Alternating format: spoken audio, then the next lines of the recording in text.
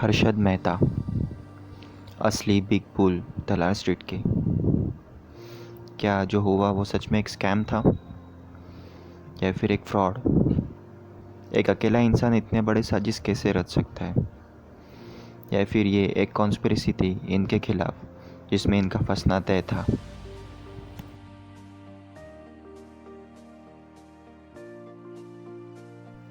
आप में से कितने लोगों को पता है कि शेयर मार्केट कैसे वर्क करता है?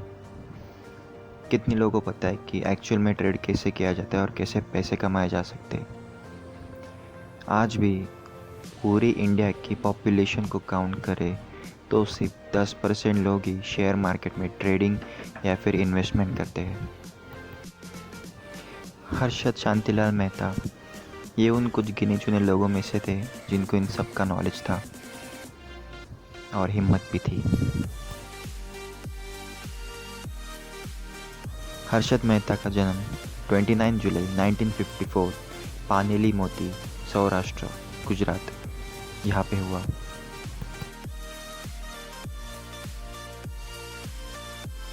ये कोई अमीर घर से नहीं थे।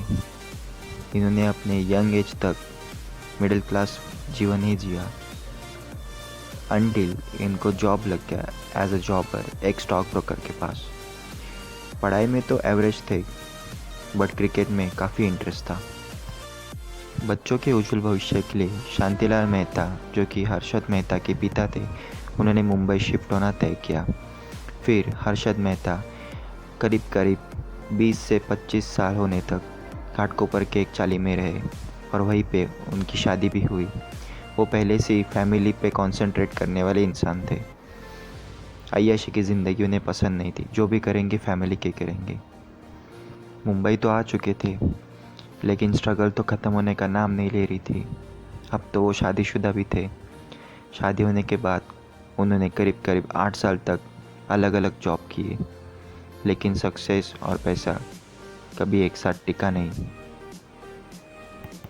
गुजराती फैमिली से बिलोंग करने के कारण उन्होंने ये तो देखा था कि उनके परिजनों में से कई लोग स्टॉक मार्केट से बहुत पैसे कमा रहे हैं, लेकिन ये कैसे उन्हें नहीं पता था।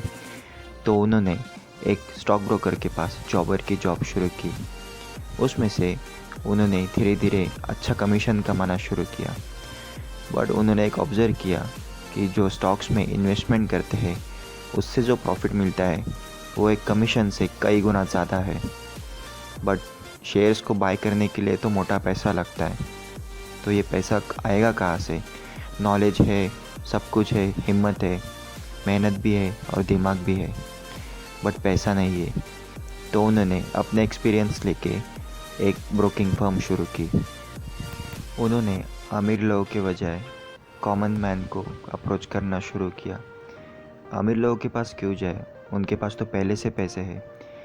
कुछ ऐसे लोगों के लिए करते जिनको पैसे की ज़रूरत है। उन्होंने उनको समझाया कि वो सिर्फ इन्वेस्टमेंट करे उनकी ब्रोकिंग कंपनी के साथ और बाकी का सारा काम वो खुद करेंगे। उन्होंने खुद के लिए भी और उनके क्लाइंट्स के लिए भी बहुत सा पैसा बनाया।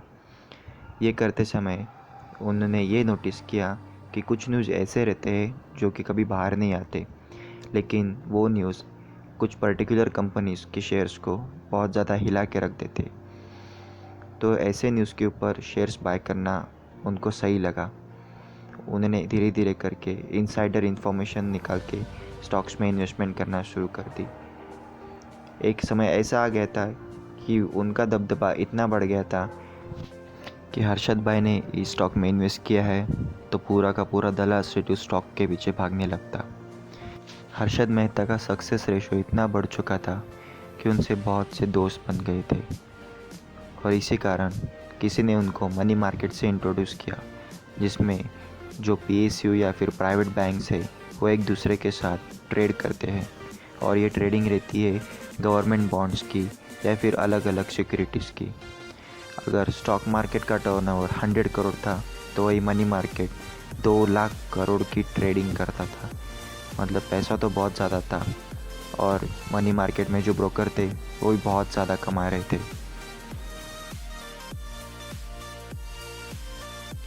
मनी मार्केट कुछ इस तरह काम करता था। ये दो बैंक है, बैंक ए और बैंक बी। अगर बैंक ए को 20,000 करोड़ के बॉन्ड्स खरीदने हैं तो वो मार्केट में कितने बैंक्स के पास घूमेगा?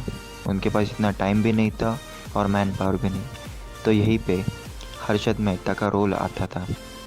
बैंक ए पूरे के पूरे 20,000 करोड़ हर्षद मेहता को दे देते थे और हर्षद मेहता मार्केट में घूम के ऐसे बैंक से बॉन्ड उठाता था जहाँ पे ये बॉन्ड्स अवेलेबल है। लेकिन यहाँ पे एक कैच था, हर्षद मेहता स्टॉक मार्केट से रिलेटेड थे। तो उन्होंने क्या किया, जो बैंक उनको पैसे देता था बॉन्ड्स खरीदने के लिए, तो वो पैसे वो शेयर मार्केट में इन्वेस्ट करते थे, क्योंकि वहाँ पे 15 दिन का टाइम था। तो ये जो पैसे थे उससे जो प्रॉफिट मिलता था ये प्रॉफिट खुद रख लेते थे और वो बैंक ए ने दिए हुए पैसे फिर वो बैंक बी को ट्रांसफ़र करते थे। तो फिर वहाँ से जो बॉन्ड्स या फिर सिक्योरिटीज़ मिलती थी वो बैंक ए को वापस लौटा देते थे। इतनी बड़ी रकम मार्केट में आने की वजह से बहुत से स्टॉक आसमानों की ऊंचाइयों को छूने लगे थे। इसलिए हर्षद मेहता का नाम बिग बुल पड़ चुका था। जैसे हर्षद मेहता बिग बुल है, वैसे कुछ बिग बेयर्स भी थे, क्योंकि स्टॉक मार्केट ऊपर जाने से ये पैसे नहीं बना सकते थे। बेयर्स पैसे कमाते जब स्टॉक मार्केट नीचे गिरता है। और यहीं पर हर्षद मेहता के खिलाफ एक बहुत बड़ी साजिश रची गई। Income tax department, RBI, CBI, journalist और ये बेयर्स की फौज, ये सभी हर्षद मेहता के पीछे पड़ गए। मनी मार्केट का एक ट्रांजैक्शन हर्षद मेहता को बहुत भारी पड़ने वाला था। वो था एसबीआई के साथ डील। एसबीआई ने 500 करोड़ रुपीस जो कि उनको बॉन्ड खरीदने थे वो पैसे हर्षद मेहता के अकाउंट में जमा कर दिए। एज़ यूजुअल हर्षद मेहता ने सोचा कि चलो 15 दिन है बैंक्स को बॉन्ड रिटर्न करने के लिए, तो वो पैसे स्टॉक मार्केट में इन्वेस्ट कर दिए जाए।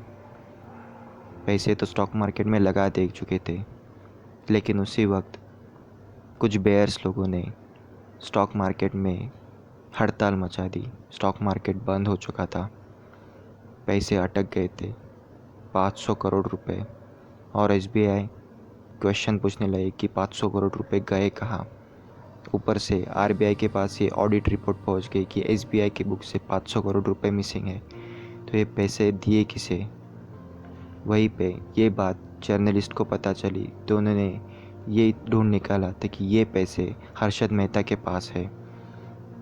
तो वहीं पे ये न्यूज़ आने लगी कि हर्षद मेहता ने एसबीआई को स्कैम किया 500 करोड़ रुपए के लिए। हर्षद मेहता फ्रॉड है, ऐसा डंका हर जगह बजाया गया, जिससे हर्षद मेहता का नाम खराब होने लगा था। और अलग अलग डिपार्टमेंट्स ने उनके ऊपर बहुत सारी इंक्वायरीज, केसेस डाल दी थी। वो तो स्टॉक मार्केट से ट्रेडिंग के लिए भी बैन हो चुके थे और उसी बीच स्टॉक मार्केट ओपन हो गया। जो बेयर्स का ग्रुप था उन्होंने सिर्फ स्पेसिफिक उन्हीं स्टॉक को शॉर्ट किया जिसमें हर्षद मेहता इन्वेस्टमेंट कर चुके थे।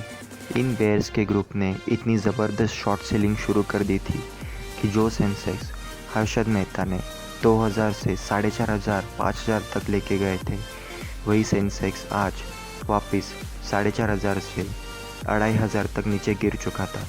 1 लाख करोड़ रुपए तक का नुकसान इन्वेस्टर्स झेल चुके थे।